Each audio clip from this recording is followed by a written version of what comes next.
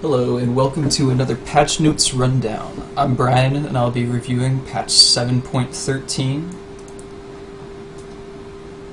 So first we have the honor update, where they're reworking the honor system so that you can get more rewards for being a helpful teammate. Now instead of friendly, helpful teamwork and honorable opponent, they have great shot calling, stayed cool, and GG with a heart. So when you get honored, you now gain levels. You start at level 2 for some reason. I don't really see the point of that. They haven't said anything about why you start at level 2 instead of level 1 or like even 0. But now you gain levels based on how many honors you get, and you also gain levels passively, so you don't have to get honors to actually gain levels. You could just be you can just like play the game and you'll gain honor levels, but you get like more rewards if you actually get honored.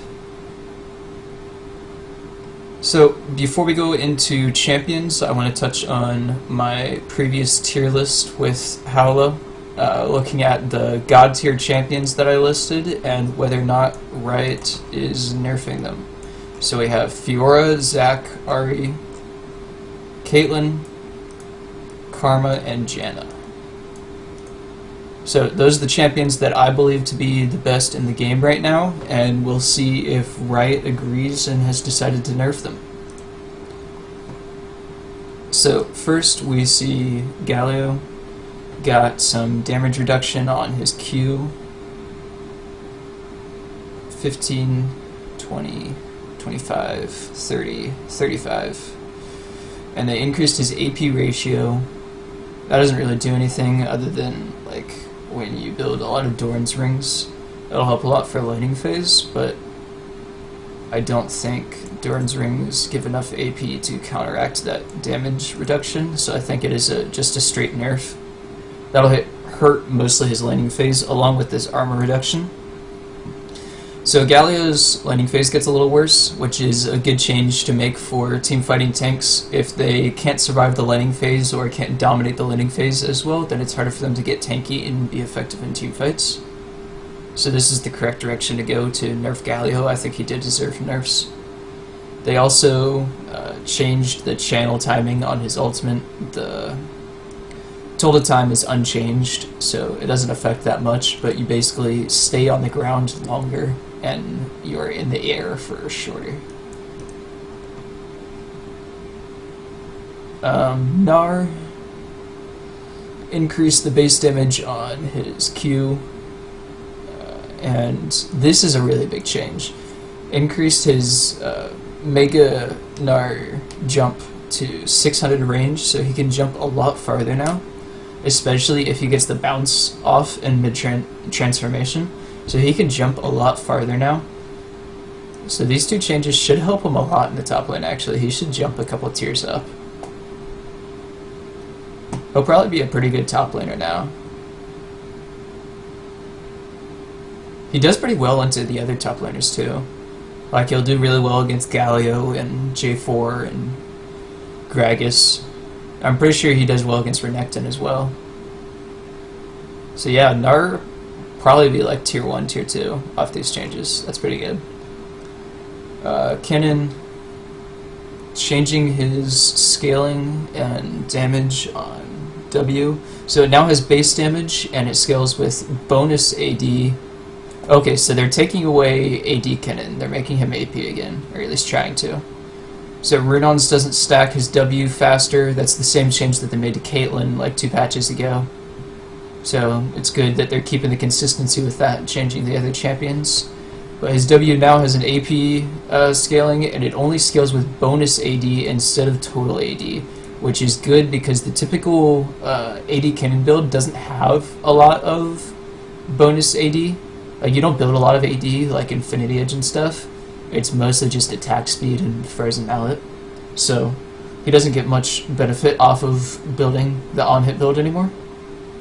He'll likely just go back to the AP build, which makes him worse. the AP build isn't as good as the on-hit build, like effectively in game.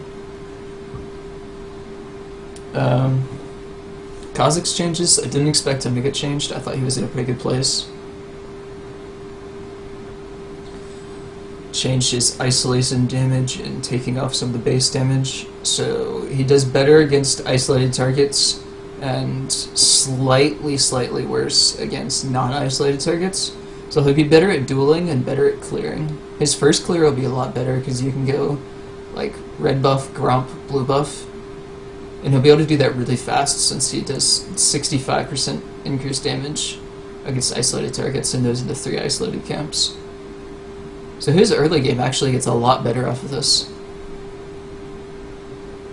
That's cool. And his ult, you stay invisible for longer now. Not much longer, but 3 seconds when entering a bush, 1.5 seconds normally, and 1.5 seconds after exiting. Kindred, she definitely needs buffs, so they're making it so 4 stacks still gives the initial 75, and then every 3 stacks now you get 25 more range. That doesn't really change anything. You still need a ridiculous amount of stacks to catch up to other champions. I don't think that's really the correct direction to go with buffing her. That won't really help her that much, because still the core issue is getting stacks. It's not like getting 1 less stack isn't going to change much. This is a nice change. 1% of enemies' current health. That's a lot of damage. I don't know how many hits you typically get off with Kindred's W. I can't imagine that it's very many. Like 3 or 4 typically, unless the enemy's just an idiot and sits in your W the whole fight. But typically people will kite out of the W so they don't get hit by it, especially now since that's a lot of damage. 1% of your current health. So they also changed the base damage on her E, which is good because this ability can actually crit. If you build crit on her, then this can crit by, it's only by 50% instead of 100% like auto attacks, but that's still really good. Increasing the base damage also increases the crit damage technically, so that's a cool change. I don't think it helps her that much though. She's still going to be pretty terrible. This doesn't fix her core issues, it just increases her damage, which she didn't have a problem with damage, she had a problem with getting to her damage. So I don't think this will change much about her. It'll just make her more snowbally. Like if you get that lucky lead in the beginning, then you'll stay ahead, you'll be more likely to stay ahead, but getting ahead is still her core issue. Maokai, increased base health, that's always really good for top lane tanks. And increase the range on his ultimate. You need to increase the speed on it, not the range. The range isn't an issue, I don't think. Like that's really long now. But it moves so slowly that you can just walk sideways and dodge it. Decreasing the cooldown is pretty good though. So he gets a little healthier for laning phase. I don't think this will help him that much, but it is good changes to him. He'll be better in some matchups, but it won't make him like a top tier top laner again. Poppy, she originally had 8% damage on her Q and they nerfed it, and now they're bringing it back up. So this will be good again. That makes her better at laning versus tanks, essentially. But I don't think that... I think I already have her on tier 1, but... Tank tier 1, yeah, Poppy, so... I mean, this definitely won't bring her up to God tier, but it pretty much leaves her where she was. She just has a better laning phase against some champions. Rek'Sai. So, better animation canceling, more reliable W. It was actually, you could press W to unburrow instead of attacking, and it would be a faster unburrow. People were less likely to react to it because of your auto attack animation, but they changed that, so now it's the same amount of time. That's a good change. That's just like a clarity thing. Make it smoother. Now 1.8 bonus attack damage. That is a lot. So you should definitely be building Warrior on Rek'Sai instead of Cinder Hulk. Last season, Cinder Hulk was really good with her playstyle and her kit, but with these changes to her kit now, Warrior's a lot better, I think. You should still build Titanic though. Warrior into Titanic. That's all. Quality of life changes, not actually important. Shaco, that's a big increase in early damage from 5 to 50. We saw that Gnar also has 5 base damage and they kept his at 5. Shaco moves up to 50. It's interesting. So a lot more early damage. His invades are going to be a lot scarier now. Because Shaco, it kind of fell off as an invading jungler. Like, he used to be just get red buff and then walk to the enemy jungle and you get a kill. Because you have Ignite and your E. So he'll be better at that again. The scales with bonus AD now instead of... So this is just convincing him to build AD instead of AP. They're getting rid of AP Shaco. Deals up to 50% additional damage based on target's missing health. That's a little weird. They're not giving us the full details on that ability. How much missing health? Like, is it below 80%, below 40%? Like, that's really weird. They just straight up didn't tell us what the ability does. 50% additional damage based on target's missing health. That could mean anything. That's pretty dumb that they worded it like that. But, oh well, we'll have to wait till you see it in-game. They'll probably describe it better on the in-game description, like when you hover over your abilities. Trundle, this is one of my favorite top laners. He can now chomp turrets again, so he becomes a much better split pusher. Taking that away is one of the main things that made him fall off in the top lane. More consistent timing and skills better with attack speed. Okay, so you can more smoothly cancel your auto attacks with your Q. Increased to 25. It was already giving 25%. So instead of fixing the bug by bringing it back to normal, they're just buffing his W. That's interesting.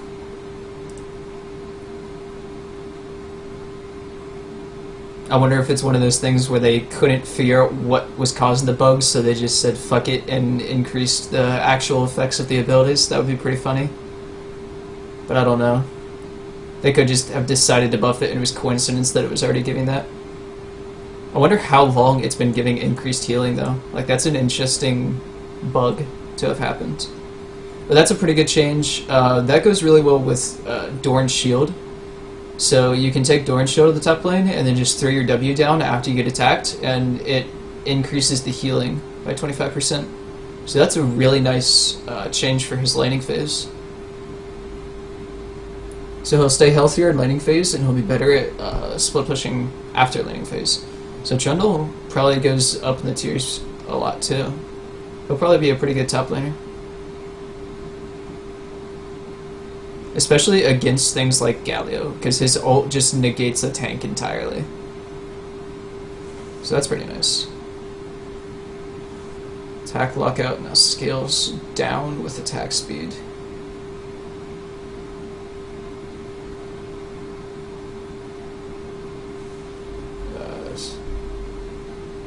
I don't really know what that means. A top attack lockout now scales down with attack speed.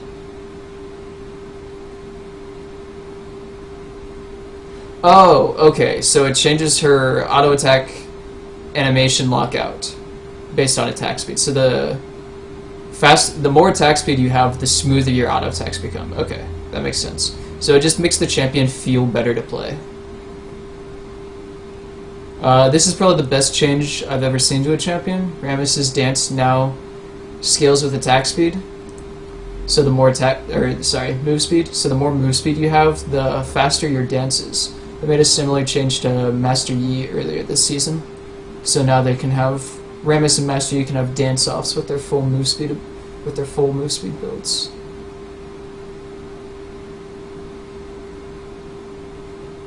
There's just been some audio bugs.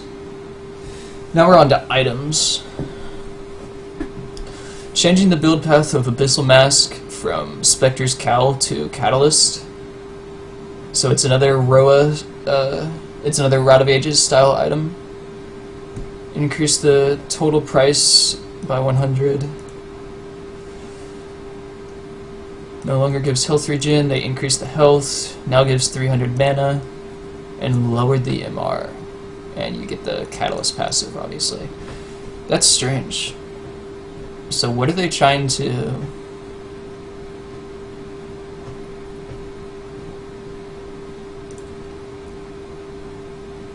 Who is that intended to be built on now? I guess it's not that bad on...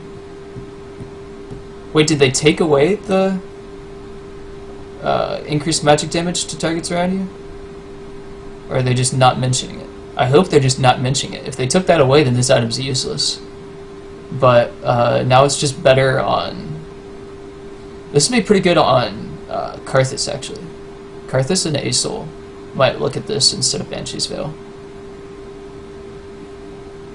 But that's a pretty weird change. This item looks pretty weak, actually, now. Most Catalyst items aren't that good, so... This might get built on things like Karthus and Aurelian Soul, but I don't see it being built on much else. That doesn't look like a very effective change. Adaptive Helm. People have been making fun of this change a lot, but this is actually the correct direction to go with the item. Spirit Visage is better than Adaptive Helm right now because the Spirit Visage gives 450 health when this was only giving 300. So the passive on Adaptive Helm reduces incoming damage from a specific ability or effect, like from Leandris, by 15%, but 15% was not reducing more damage than the increased health from Spirit Visage was. So because Spirit Visage had more health on the item, it was reducing more damage than Adaptive Helm passive was. So giving Adaptive Helm more health makes it a more effective item against things like Rumble and Syndra. I don't think it actually is enough. I think they need, if I'm remembering the math correctly, it needs to have 380 health in order for it to break even with Spirit Visage on the damage reduction.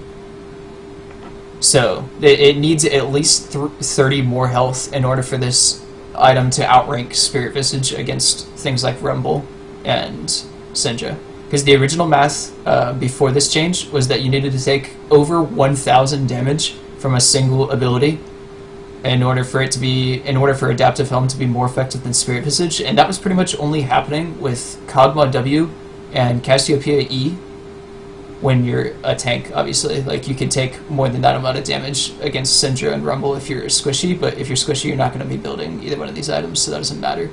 So on tanks, pretty much only Cassiopeia E, sometimes Syndra ulti, and Kog'Maw W. Those are pretty much the only abilities that are going to be doing more than 1,000 damage. Now it's slightly lowered. It's going to be... It's still not enough, though. They need to buff this item more if they want it to be effective. It's still only going to be built effectively against Kog'Maw and Cassiopeia. They need to buff it more. So, continue not building this, basically. Ancient Coin. I'm pretty sure this item has been buffed every single patch since its rework.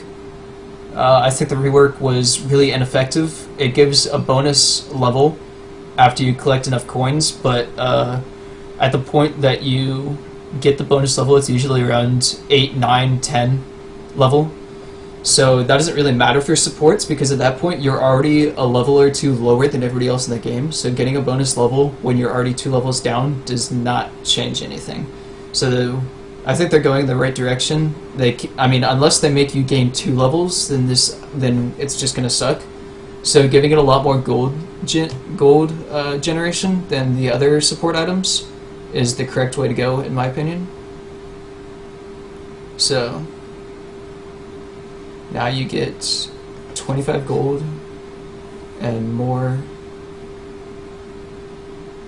15% missing mana. Oh, okay, so when you pick up a coin, you get 15% of your missing mana back. Gotcha.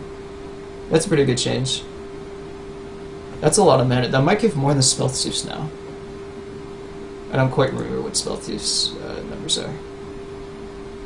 But I think this is the right direction to go with this item. This will become more popular on things like Janna and Soraka and things like that. Mage supports that aren't good at poking. Zeke's Convergence got an item update, or icon update. That looks pretty sweet. It's got like fire and ice, because the item slows and burns. I really like this item actually. I've been building this a lot on Nunu Jungle, and it's really effective. I go like Cinderhulk, then Locket, then either this or Knight's Vow. I think it helps a lot. The slow doesn't stack with his ult, which kind of sucks, but it increases your auto attack damage a lot, and if you bind it with an 80 carry, then it's really effective. It helps you with peeling a lot. So with the Tracker's Knife, Stalker's Knife, and Skirmisher's Saber, they're increasing the base mana region. They didn't increase it for Talisman. That's interesting. So you have to actually upgrade Talisman to a Smite upgrade in order to get the mana region increased. That's still a really strong buff, because they also lowered enchantment for Runic Echoes, so this helps Cinderhulk a lot. This means that you've probably seen in competitive play, Gragas has been building Runic Echoes a lot instead of Cinderhulk, which I don't like. I play Gragas a lot, and I think Cinderhulk is better on him. But in competitive, they've been building Runic Echoes, but this change should bring him back to Cinderhulk, definitively. Especially with more changes. I assume those are going to be buffs, but... because the main reason that you go Runic Echoes instead of Cinderhulk is because you get more mana when using your abilities. So it helps a lot with your jungle clear, but this change makes it so that you can go a different jungle item and still get your mana return. So that's a really helpful change. That should make tank junglers stronger. Decrease the health, that's not a good sign. Change the... oh wow, that's a lot cheaper. That's really good. That doesn't even matter that they reduce the health if they're changing these things. This completely outweighs the health reduction. You can get that so much earlier, because that was the main problem with Cinderhulk, is that most people just got... most tank junglers just got boots or something instead of an early Bomby Cinder. Like Nunu, you always want to rush boots instead of Bomby Cinder, and on Gragas I was going Sheen instead of Bomby Cinder because it's cheaper. But this makes it so that Bomby Cinder is a better first item. So that's pretty good. Oh, and it also increases your damage to monsters a lot. So, just like I was saying with this, Runic Echoes has been built on Gragas because it increases your damage to monsters, it makes your clear better, but now Cinderhulk does more damage to monsters too. So, tank junglers should go back to Cinderhulk instead of Runic Echoes and then tank. That's a pretty good change. Cinderhulk is going to be the meta again. They made a lot more changes here too. 200 gold cheaper. Wow. This item is going to be OP. Bonus health multiplier increased. So, what's the breaking point of that? Decreased by 75, but increased by 5%. That's pretty much always. 5% of 325. Yeah, that's a straight buff. Like, the health reduction doesn't even matter. Like, they increased it more than they decreased it. And then... oh, okay, that's just from the Smite upgrade thing. Wow, Cinderhulk's gonna be really freaking strong right now. So, tank junglers are gonna be a lot better. I mean, they're already really strong. So I don't really know why they're making this change. Cinderhulk is lagging behind the other jungler. That's not true at all.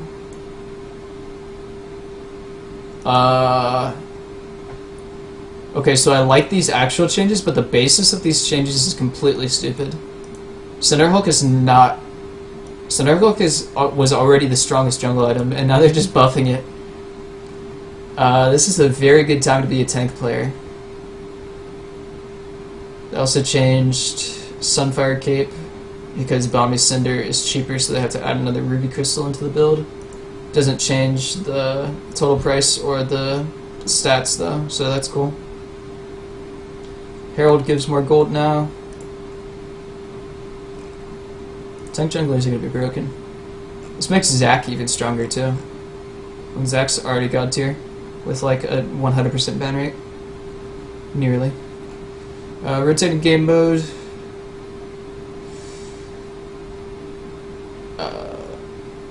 Legend of the Poro King returns.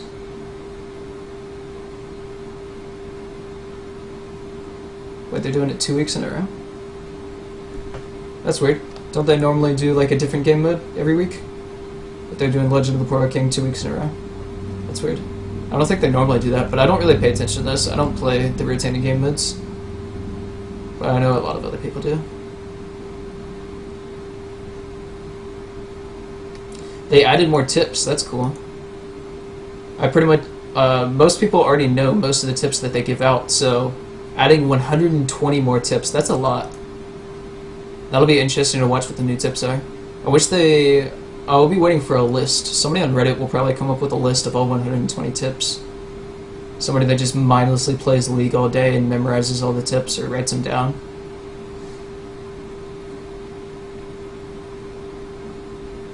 Okay, the random champion button is back. They're adding vision score. I need trinket tooltip. What is... So vision score isn't actual statistics of how many wards you placed. It's a scoring based on it, and we don't really know what the scoring is based on, as far as I know. So that's just kind of another... That's a statistic about as useful as your grade at the end of the game. It doesn't actually tell you how well you did. It's just a cool thing to look at, but yeah, it's fun. They're releasing the SKT skins soon. Alright, that'll be all, guys. Thanks for tuning in. Make sure to give it a upvote if you enjoyed it. And let me know what I can improve on in the comments. Thanks.